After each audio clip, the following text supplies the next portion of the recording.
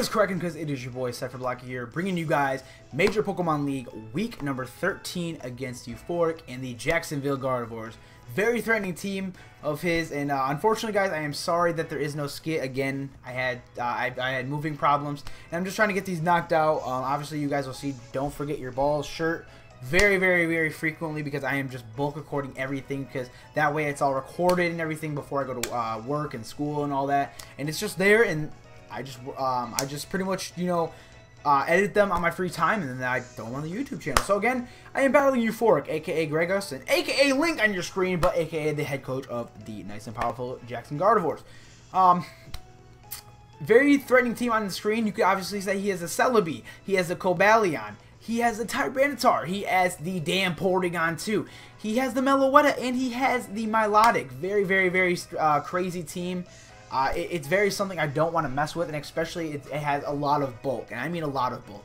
And obviously, it's something I don't want to mess with. So obviously, again, we are the Motor City Moltres. Hashtag MCM in the comment section below. With also, who do you think is going to be the team MVP today? You know what I'm saying? Let me know in the comment section below, because your support goes a long way. And again, if you just drop a like down below and subscribe to the YouTube channel, again, you motivate me to make videos for you guys. So there's something on your YouTube channel feed to watch on your free time. There you go.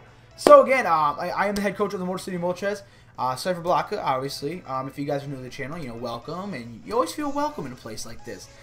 So today, I actually did some very good prepping, because I had a lot of time for this team, and so I'm actually bringing the Nidoking, the Talonflame, the Conkeldurr, the Zygarde, the Mega Beedrill, and the Porygon Z. So let's assess the threats of my good friend Austin's team, or Greg's team. I'm sorry, you know, said your last name. You have like two first names as your one your last name. It's weird, but it's kind of cool. It's kind of cool. And guys, little fun fact. See, if I can't bring a skit, I will bring a fun fact for you guys. I heard that Greg Austin is an actor. Euphoric, if you watch this video, please leave it in the comment section below and let me know if this rumor is true. I'm like the damn TMZ of YouTube. So again, let's you know, without the joking and stuff, let's see if we can assess the threats. So obviously he has a Celebi. Those things are pretty bulky, you know, base 100 stats all around. You can run those things either way you want. He has Cobalion, and I know those things are pretty physically defensive. He has a Tyranitar, which can again run usually either way. They're not too fast, but they can take hits and hit like a tank. Same kind of as Tyranitar, he does have a Porygon 2. Those things can be pretty physically or especially bulky. Especially, you know, you don't know if he has Trace, he has Download, you never know what he has. So I gotta watch out for that thing. He has a Meloetta. Those things can be pretty specially defensive. And those things, especially when they get in the defense form, they can, you know, they can get pretty crazy. And last but not least, he does have the Milotic, again, which can be very bulky.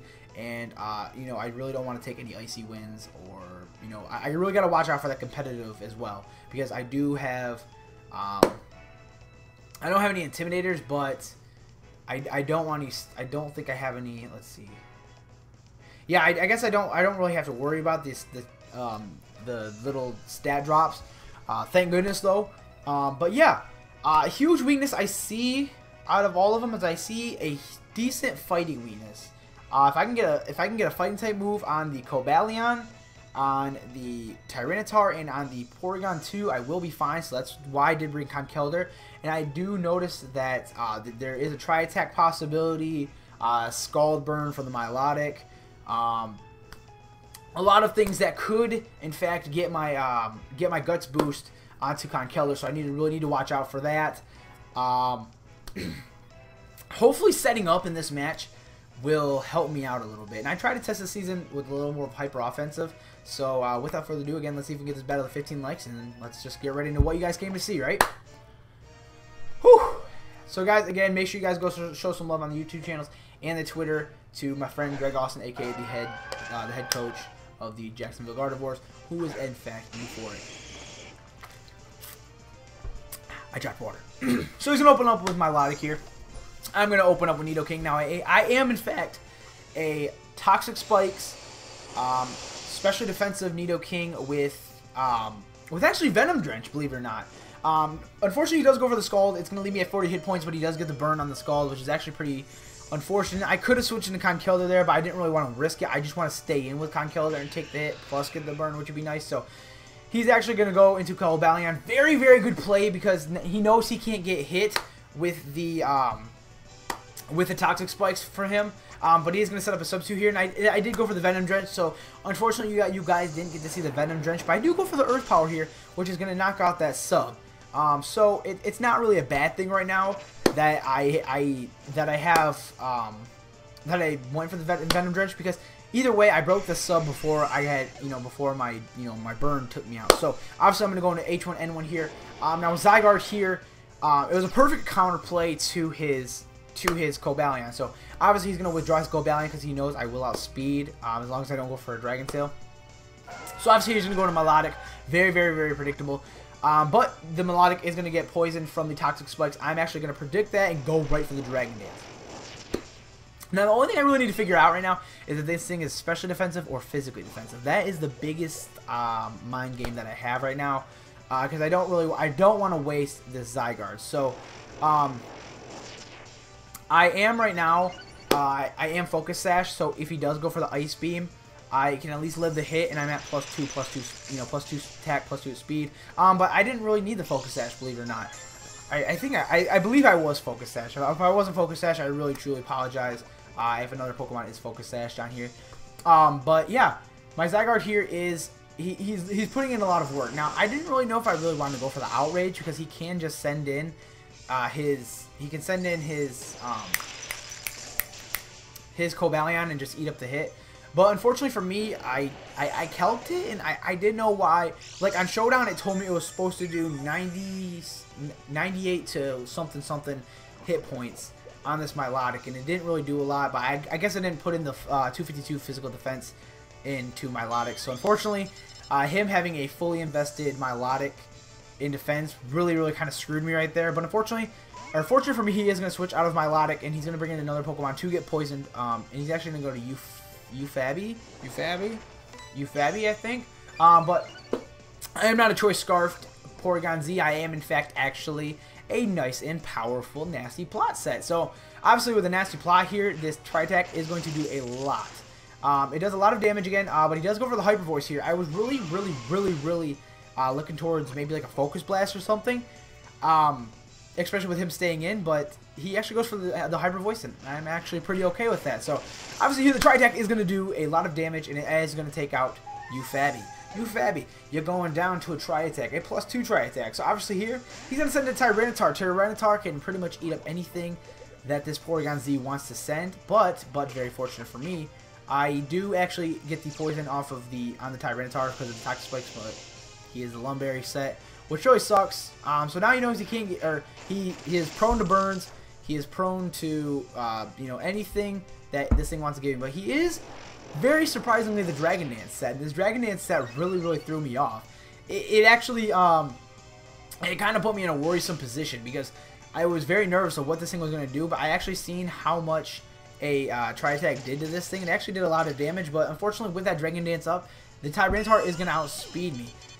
So this thing has to be fully invested in the speed, which kind of tells me so there's not really much defensive EVs in there. So that kind of told me a good chance to go into my Conkeldurr, especially hitting with a 4x effective fighting move. But unfortunately, he is going to go into his Celebi. So there's not much I can do to Celebi unless I either Ice Punch or knock off this thing. Because I think I'm running Mach Punch, Drain Punch, Knock Off, and Ice Punch on this thing. I guess I could have ran Poison Jab, but there really wouldn't be any point just because I'd rather get a knockoff on something or Ice Punch on his Celebi than go for the Poison Jab, especially if he wanted to switch into Cobalion and kind of play it like that. But obviously here I'm gonna go into Talonflame here because Talonflame is my only counter to this thing. But again, I am especially defensive Talonflame, and so obviously he ate up that Psychic like a champ. I'm saying, because Talonflame, he's put in a lot of work this season. Unfortunately, he's very predictable, but again, he somewhat puts in work. As long as you can play around the rocks and stuff, Talonflame is a very good Pokemon. So obviously he knows he can't take a Brave Bird from my Talonflame, so he's going to switch right out, and he's actually going to go into Tyranitar, which is another perfect counter for the Talonflame. So if I I'm going to go for the Brave Bird here because I didn't really want to risk a Sword Dance and then him actually switch into Talonflame. Or not Talonflame, but Tyranitar. And so obviously the Brave Bird is not going to do anything to the Tyranitar. So unfortunately for me, it's going to do just a little bit. But the poison is, you know, in my favor, bringing him down. So I kind of planned for him to over-predict and maybe go for not a rock type move, which in fact did happen because I don't know if he predicted maybe something else coming because he knows that Talonflame isn't really, you know, the best counter to a Tyranitar. But he actually goes for the Crunch again, and the Crunch is going to do a nice chunk of damage, but I am Citrus Berry, and I made a very good play, and I actually put him in very good range for me to hopefully take him out with the Brave Bird. Just from, you know, from the poison and just, you know, so I had to really make a big prediction there, which in fact went in my favor. I got some nice health back and I took out the Tyranitar. So there's one big wall down, or at least a big setup mon down. So now he's going to go into Porygon 2 here, who is in fact going to get hurt by the Toxic Spikes. And I'm actually sitting in a very good position now. I'm actually, you know, pretty relieved. So now I can easily send in Beedrill here. Now Beedrill is kind of more of a fodder, if anything. But very, very, very unfortunately for me, I get frozen, and Porygon 2 is just, he's in my face, and he knows it. Clap your hands if you know it, because I know it. So obviously, I'm going to Mega Evolve here. I'm going to evolve, you know, your mom, Beedrill your mom. I be drilling your mom, you know, nice and, nice and powerful Hayden, Hayden reference. I don't know. Just because I really liked how Hayden named his Pokemon, or his Beedrill like that. So obviously he's gonna go for a Tri-Attack here because I am frozen. I did Dethaw, which is very decent, but just very unfortunately for me, there's not much I can do. So now I'm gonna go into Swampert, which is gonna be my Conkeldurr, and I'm actually just gonna go for a Mach Punch here because hopefully Mach Punch can do a lot of damage to this thing, and it is in fact gonna take out the Porygon 2. So there is one wall out of the way. And now he's gonna go into Milotic here, who is at pretty low HP, but it's not the end of the world, if you want to say that. So obviously here he's gonna recover, which is very unfortunate for me, but I am gonna go for the Drain Punch here. And his Drain Punch isn't really gonna do much because this is a physically defensive Milotic. And believe it or not, we are just a little bit halfway over this battle. I'm telling you, it was a very, very, very stalled battle. It was hyper offensive versus very defensive, kind of like Rizzy Pow, except Rizzy Pow played his defensive. He played his defensive core very well. So obviously here he's gonna keep recovering, and he's not toxic. He's not toxic poison. He's just poison, which only keeps doing 20, 20, 20, kind of like Burn. Whether besides toxic doing 20, then 40, then this, it just keeps adding on. So obviously here he's gonna go for the Ice Beam here. This Ice Beam is not gonna do too much just because I am a specially defensive Conkeldurr. Thank the Lord, because you'll see that later in the battle that Conkeldurr will come in pretty useful. And so obviously we're just pretty much trying to wear down his Milotic. So obviously here I'm gonna go for the Mach Punch to see if it'll put him into range, or maybe he'll go for a attacking move, and then obviously hopefully the poison takes him out. But unfortunately that's not what happens, and his Milotic is just pretty much keeps eating my hits. And there's really just not much I can do. So obviously, I believe we're speed tied here, because I've been noticing it's like he'll go first, I'll go first. He'll go first, I'll go first. So obviously, it's kind of like a HP regain battle, just because I'm regaining HP with my Drain Punch, he's regaining because of his recover. But very fortunate for me, very fortunate for me that I'm not status. Well, actually, I really wish I was status, because if I was status, then my Guts boost would kick in. But very, very unfortunate for me, he goes for the Dragon Tail. But hopefully he can Dragon Tail me into something that can take on this Milotic, which is actually going to come into Talonflame, which is a little bit not as much as I wanted, but maybe it'll put him into Brave Bird, Brave Bird range for it to take him out. And then pretty much all I have to really worry about is Cobalion, and not Cobalion. Wait, is it Cobalion? I don't know. It's either, I know it's Celebi and somebody else, but obviously, he's going to stay with Milotic here. And very fortunate for me, I don't die from the Scald, which is actually pretty amazing. So that tells me that he has pretty much no special attack investments, and that I get to kill Milotic with, my Talonflame, because I'm just that fucking sweet. So obviously here he's going to go into Cobalion. I really, really, really should have went for the Brave Bird here.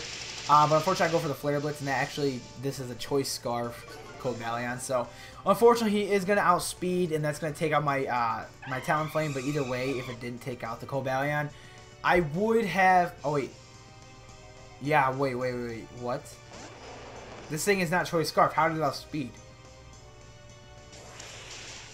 Oh, I don't have any speed investments in my Talonflame. I forgot I have them on special defense and attack. That's right, that's right. But either way, I get to go on to Conkeldurr, who gets a Mach Punch off onto the Cobalion. And then pretty much all he has left now is he has Celebi here. So obviously here I can just spam knockoff here. Now this is where I was really worried because I had really nothing to take on the Celebi, especially since Nidoking isn't really in the best position. And I'm really scared to take a Psychic. That's pretty much what I am very nervous of. So obviously here I just got to see which one does more, Ice Punch or knockoff. And I noticed that Ice Punch is doing a little bit more. So hopefully he unfortunately does have to recover. So I was literally in the mindset of, okay, we can play this game because 9 out of 10 times, unless you get a crit, we'll win this game. So I'm just gonna keep spamming. I'm just gonna keep switching between knockoff and Ice Punches because I know one of the two are either gonna get a crit or I'm really focusing to see which one gets a max roll, min roll. You know what I'm saying? So obviously he's spamming the recovery here. He knows that it's his only way of winning this. And obviously now that I notice that Ice Punch is doing more, I can hopefully hope for maybe a freeze. I can hope for maybe a, just something else. So obviously he's going to keep spamming recover here. My 3DS is going to die. But obviously he's just spamming recover to see if he can actually live a hit. And obviously there's really, he could have just gave up, but the thing is, screw it. If you got to wait for that one, just one thing, then you might as well do it. Especially this being an MPL battle. It's very, this is pretty important to him, but obviously seeing now that he knows he lost, obviously he's going to go for the Psychic here. Psychic's not going to take me out because it does probably does maybe about 50%. I go for the Ice Punch and knock out the Celebi. And we take the win against the Jacksonville Gardevoirs. So, Euphoric, that was a great battle, man. Really, really, really appreciate it. It was very close. It was honestly, let's see. Beedrill was out. Porygon 2 was out. Zygarde was out. Talonflame was out. And I don't know if Nidoking was out. I don't know if Nidoking...